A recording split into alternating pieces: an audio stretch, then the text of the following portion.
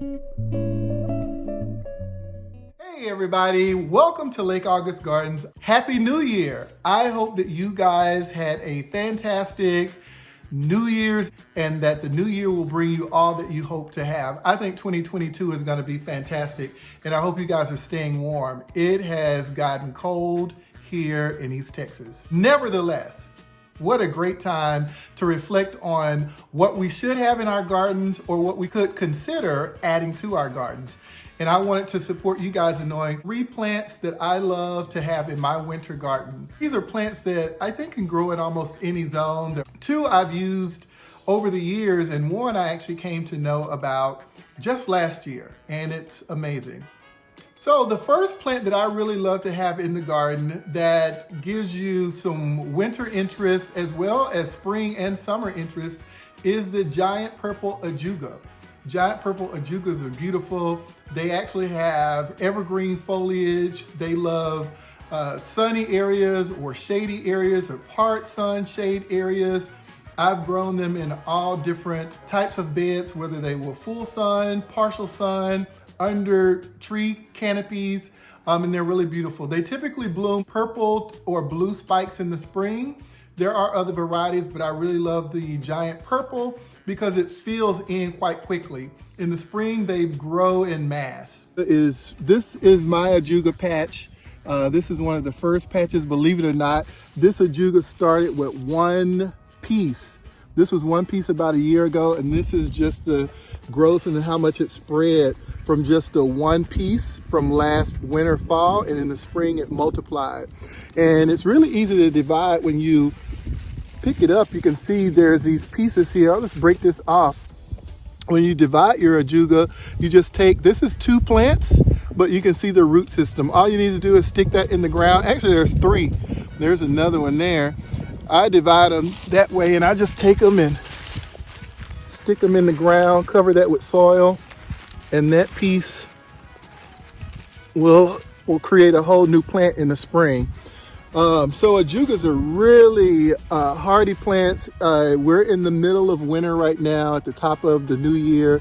You can see it's evergreen. It still has that purple, chocolatey foliage, which is beautiful. And as we move into the next 30 days, these will start sending up their spikes, and you'll see, I'll actually shoot a video and show you the blooms.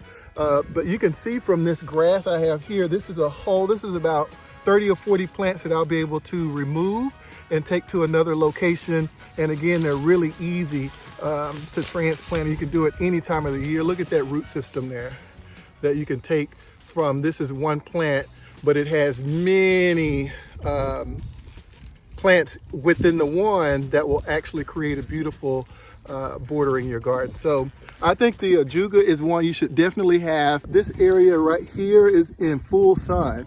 So in the summertime, this gets beating sun, 6 to 8 hours of sun.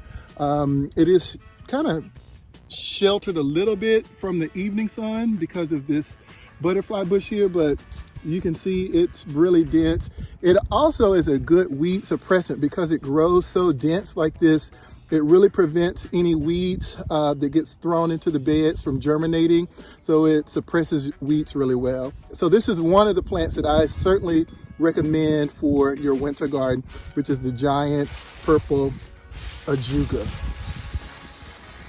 So if you've never planted winter honeysuckle, this is another great selection for the garden because it blooms in wintertime.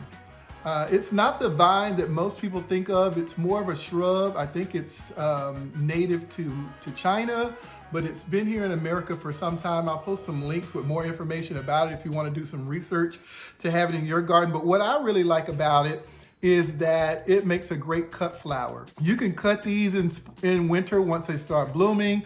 The blooms are typically white. They have a citrus, lemony type smell, very fragrant, will fill your whole room with their fragrance. And so you can cut them, and once you cut them and put them in water, they continue to bloom. If you cut them back in the late winter going into the spring, they send out tons of new growth. I actually think it's advisable to trim them back for the new growth. They do bloom on the new wood. And lastly, if you've never grown hellebores, you should definitely check them out. It's an evergreen. It blooms in winter. I actually have one in my garden blooming right now. Last winter was the first season that I had a hellebore. I actually found them at the farmer's market in downtown.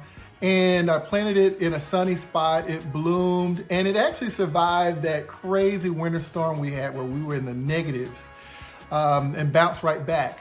Hellebores are evergreen. They really like shady areas. I had planted mine in a hot, sunny area, and some of my garden buddies online let me know that they prefer shade, especially in our zone where it gets really hot. So I moved it to a shady location. It was green all year, and now we're at the top of the new year and it's putting on its bloom. So, you know, another thing that I like about hellebores is they have a really nice shape to their leaves. Kind of got that star shape. They're really lush, not a whole lot of care is required. They're really tough plants. Hellebores will give you that evergreen in shady areas, and then they'll give you a terrific bloom in the winter months when there's not a whole lot going on in your garden. So those are the 3 plants that I highly recommend. I've loved the Ajuga. I enjoy the cut flower that is in the winter honeysuckle, and just the evergreen and the winter blooms of the hellebores. I hope you've enjoyed the video. Please give us a subscribe and click the bell for notifications of new videos we might share, and we will see you in the next one. You better smash that subscribe button or I'll take your cat. Thank you for watching. See you on the next video.